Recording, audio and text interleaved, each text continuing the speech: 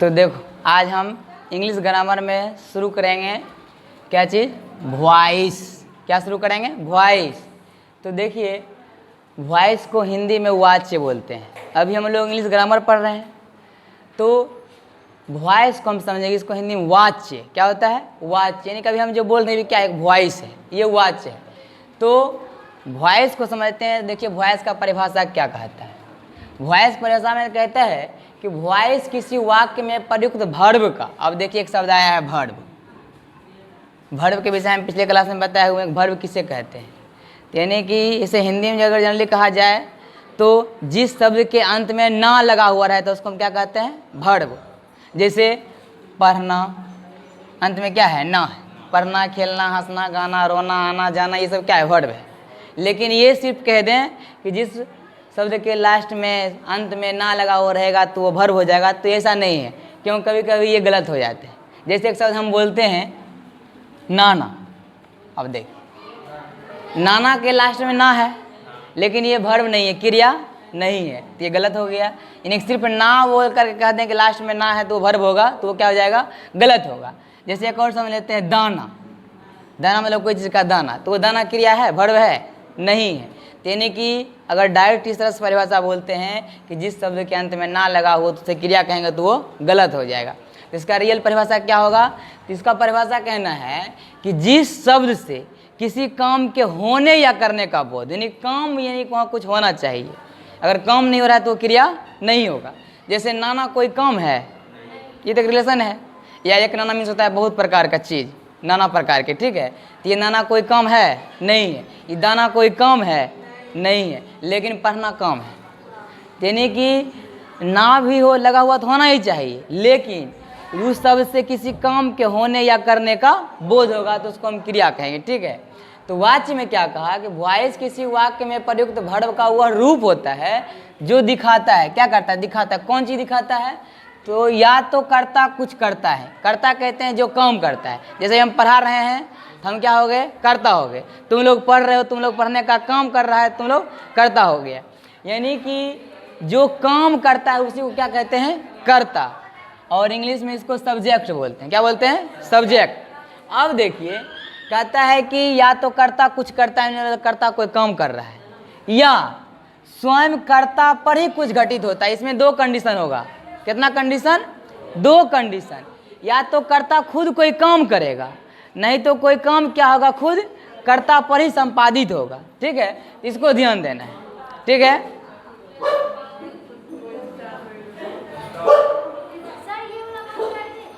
बंद हो गया।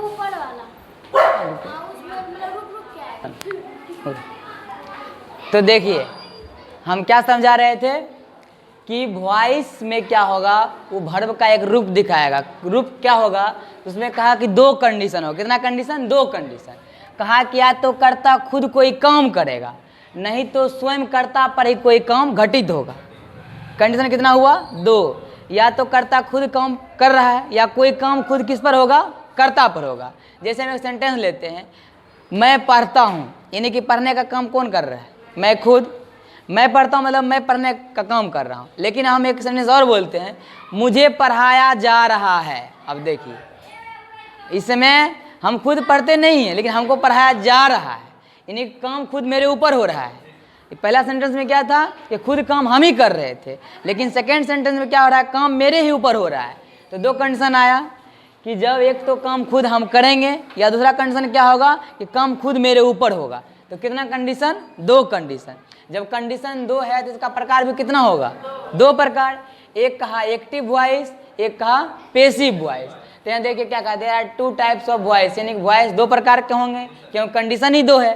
तो पहला कहा कि एक्टिव वॉइस यानी कि कर्तरीवाच्य, यानी कि इसमें कर्ता कोई काम करेगा। कर्तरीवाच्य में क्या करेगा, कर्ता कोई काम करेगा। लेकिन पैसिव वॉइस यानी कर्मवाच्य में कोई काम खुद कर्ता पर हो जाएगा। यहाँ कर्ता काम नहीं करेगा लेकिन कर्ता पर कोई काम होगा। तो देखिए इसका हम डिफरेंस समझते हैं। तो कहता है एक्टिव वॉइस जब कर्ता खुद किसी क्रिया का संपादन करता है, मतलब समाप्त करता है, यानी कर्ता खुद कोई काम को जब समाप्त करेगा। जैसे हम कहें मैं पढ़ता हूँ, यानी कि पढ़ने का काम मैं खुद कर रहा हूँ। जब कर्ता कोई काम को समाप्त करेगा तो उसको किस वॉइस में समझेंगे, एक्टिव वॉइस में।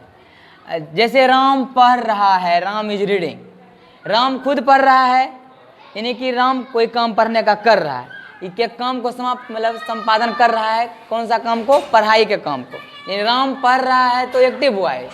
अब इसको पैसिव वॉइस में समझते हैं। कहता है जब क्रिया खुद कर्ता पर संपादित होने लगे, अब इसमें क्या होगा कि कर्ता उस काम को नहीं करेगा, वो काम एक खुद कर्ता पर आकर होने लगेगा। तो कैसे, तो देखिए, तो उसको समझेंगे किसमें, पैसिव वॉइस में। तो कहता है जैसे राम को पढ़ाया जा रहा है, राम खुद पढ़ता नहीं है, उसको पढ़ाया जा रहा है कि तुमको पढ़ना होगा। उसने इसका मन था कि हम राम पढ़ रहे हैं, मतलब पढ़ाई का काम हम कर रहे हैं, लेकिन यहाँ राम को पढ़ाया जा रहा है कि तुमको पढ़ना पड़ेगा, यानी कि काम पढ़ने का काम किस पर हो रहा है, राम पर खत्म हो रहा है। तो दोनों में अंतर समझ में आया। पहले वाला सेंटेंस में कहा कि कर्ता खुद कोई काम करेगा, लेकिन सेकेंड वाला सेंटेंस में क्या कहा कि कर्ता कोई खुद काम ही आकर कर्ता पर हो जाएगा। वो जो काम था पढ़ाई का, वो किस पर हो रहा है, यानी कि राम को पढ़ाया जा रहा है, राम खुद नहीं पढ़ रहा है, राम को पढ़ाया जा रहा है। तो दोनों मीनिंग में अंतर समझ में आया। पहले क्या मतलब कह रहा था, पहला में कहा कि कर्ता खुद कोई काम करेगा, लेकिन दूसरा में क्या कहा कि काम ही कर्ता पर होगा। दो कंडीशन, ठीक है। अब आगे देखिए नोट में क्या लिखा हुआ है कि एक्टिव वॉइस को पैसिव वॉइस में चेंज करने के लिए, बदलने के लिए, यानी कि यदि हमको कोई काम एक्टिव में है लेकिन हम उसको पैसिव में करेंगे, कोई सेंटेंस एक्टिव में दिया हुआ है उसको पैसिव में बदलेंगे, तो कहा कि उसको बदलने के लिए हम लोग दो प्रकार से सीखेंगे। कितना प्रकार से, दो प्रकार से। हम बताए कंडीशन दो है तो इसका प्रकार भी दो, अगर इसको चेंज भी करना है तो दो तरीका से। कितना तरीका, दो तरीका। दो प्रकार से कौन कौन से सीखेंगे, तो पहला कहा टेंस रूल। अब टेंस हम इसीलिए कहे थे, टेंस को जो है इंग्लिश ग्रामर का रीढ़ कहा जाता है, रीढ़ की हड्डी। जैसे अगर कोई आदमी है, अगर उसकी रीढ़ की हड्डी टूट जाए तो ना खड़ा हो सकता है, ना बैठ सकता है, जैसा है वैसा ही रह जाएगा। तो वही चीज़ ये टेंस वही काम करता है ग्रामर में। यदि टेंस सही से नहीं समझेंगे तो फिर ये वॉइस जो भी हम पढ़ा रहे हैं बिल्कुल भी समझ में नहीं आएगा। तो देखिए क्या कहा कि टेंस रूल आया, तो टेंस रूल आया, इसकी टेंस की पूरी जानकारी होना चाहिए, इसलिए हम पहले टेंस चैप्टर पूरा हम पढ़ा दिए हैं कि टेंस पढ़ा हुआ रहेगा तो आगे समझ में आएगा। तो कहा कि टेंस रूल का एक और नाम है, उसको क्या कहते हैं, जनरल रूल। कौन सा रूल, जनरल रूल। तो टेंस रूल अर्थात जनरल रूल दोनों सेम है। इसमें कितना रूल पढ़ना है, टोटल 8 रूल। तो 8 रूल कौन कौन, तो प्रेजेंट टेंस का 3 गो रूल पढ़ना है।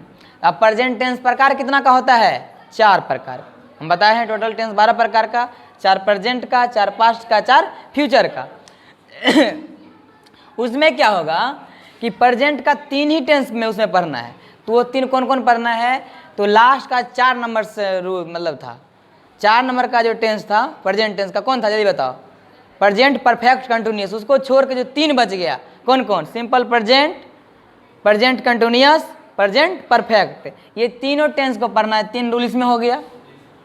सेम वही तीनों रूल किस में पढ़ना है, पास्ट में भी, यानी कि पास्ट परफेक्ट कंटिन्यूअस को छोड़ देना है और 3 को पढ़ लेना। कौन कौन पढ़ना है, simple past, past perfect, past continuous, ये तीनों पढ़ लेना है। तो 3 3 कितना हो गया, 6।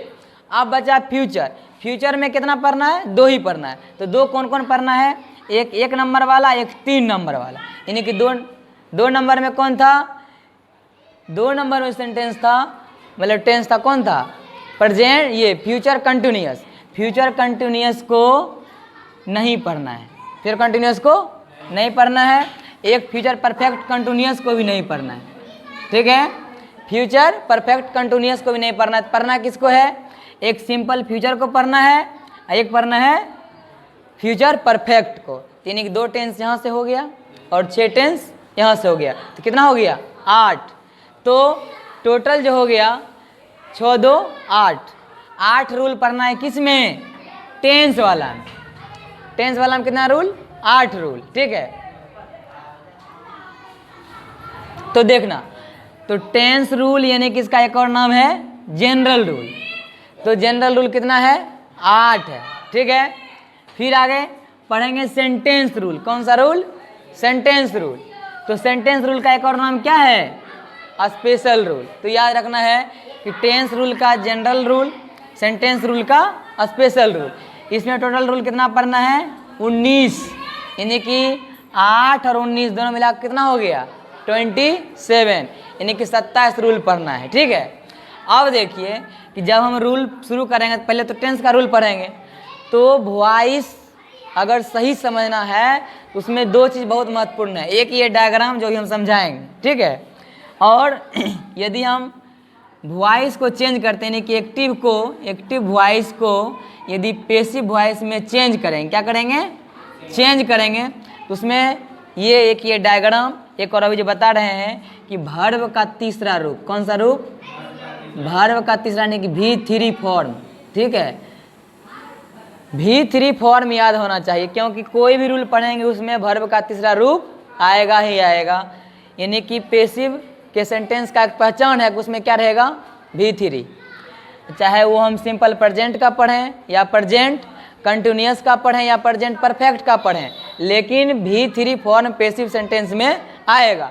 यानी कि पैसिव मतलब जितना भी वर्ब है उसका V3 फॉर्म विद्यार्थी को याद रहना चाहिए। जब तक V3 याद नहीं रहेगा तो हम वॉइस नहीं बना सकते हैं, मतलब एक्टिव को पैसिव में नहीं बदल सकते हैं। अब देखिए कि डायग्राम को कैसे समझेंगे। तो ये जो है ये सब्जेक्टिव फॉर्म का पूरा दिया हुआ है, यानी कि ये जब भी आएगा तो किसके रूप में आएगा, सब्जेक्ट के रूप में आएगा। ये कभी ऑब्जेक्ट नहीं हो सकता है। जब भी सब्जेक्ट की बात होगी तो ये सब का हम प्रयोग करेंगे, और जब ऑब्जेक्ट की बात होगी तब ये सब का प्रयोग करेंगे। तो आगे जब हम रूल शुरू करेंगे उसमें होगा क्या कि ऑब्जेक्ट को बनाना होता है सब्जेक्ट और सब्जेक्ट को बनाना होता है ऑब्जेक्ट। तो ध्यान रखिएगा, सब्जेक्ट को क्या बनाना होता है, ऑब्जेक्ट, ऑब्जेक्ट को क्या बनाना होता है, सब्जेक्ट। तब देखिए कि मान लीजिए कि यहाँ सब्जेक्ट आई है, इसको कहेगा कि हमको ऑब्जेक्ट फॉर्म में लाइए, तो आई तो सब्जेक्ट फॉर्म में है, इसका यदि ऑब्जेक्ट फॉर्म कहेगा तो क्या लिख देंगे वहाँ, मी। या मान लीजिए कि यहाँ हिम है, हिम ऑब्जेक्ट फॉर्म में है, हिम कहेगा कि इसको सब्जेक्ट फॉर्म में लाइए, तो हिम का सब्जेक्ट फॉर्म क्या है, हिम, हिम का क्या है, ही, क्या हो जाएगा, ही।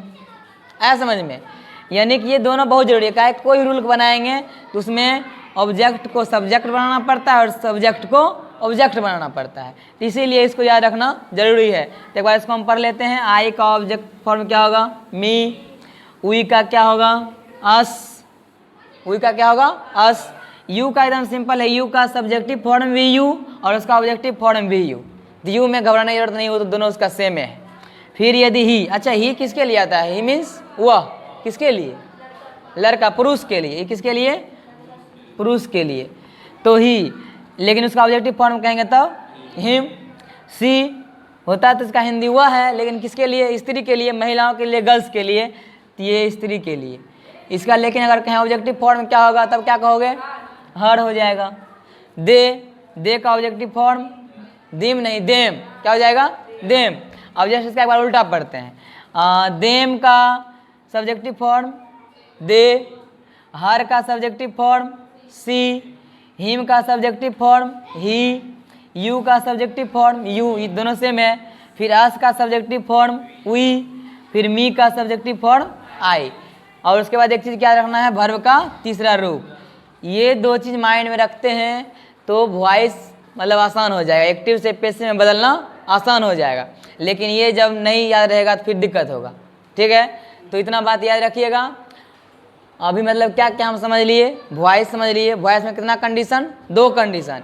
एक कंडीशन या तो कर्ता खुद कोई काम करेगा और नहीं तो क्या होगा, कोई काम खुद एक कर्ता पर हो जाएगा। नहीं तो जो काम कर्ता खुद करेगा उसको कह दिया एक्टिव, आज कोई काम आकर करते पर हो जाएगा तब हो जाएगा वो पैसिव। इसका मतलब कितना प्रकार से सीखना है, तो दो प्रकार से, एक टेंस रूल, एक सेंटेंस रूल। एक टेंस रूल, एक सेंटेंस रूल। टेंस रूल का एक नाम और था जनरल रूल और सेंटेंस रूल का एक नाम था स्पेशल रूल। टेंस रूल में टोटल 8 रूल पढ़ना था और टोटल रूल में ये सेंटेंस रूल में 19 पढ़ना है। टोटल कितना हो गया, 27 रूल हमको पढ़ना है। तो अगले क्लास में हम लोग क्या करेंगे कि इसका टेंस रूल का पहला हम शुरू करेंगे, ठीक है। तो आज यहीं तक रहने देते हैं, ठीक है।